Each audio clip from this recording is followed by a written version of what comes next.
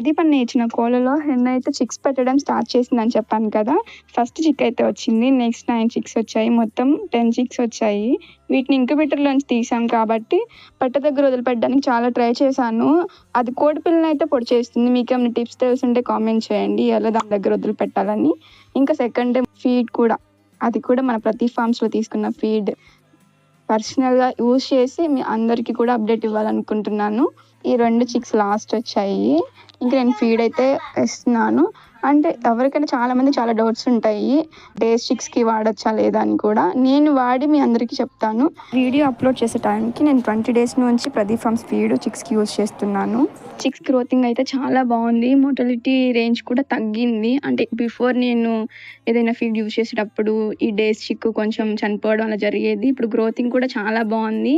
నాకైతే మంచి రిజల్ట్స్ వచ్చాయి. మన కోళ్ళు ప్రియులు కూడా ప్రదీప్ ఫార్మ్స్ ఫీడ్ యూజ్ చేసి చెప్పండి.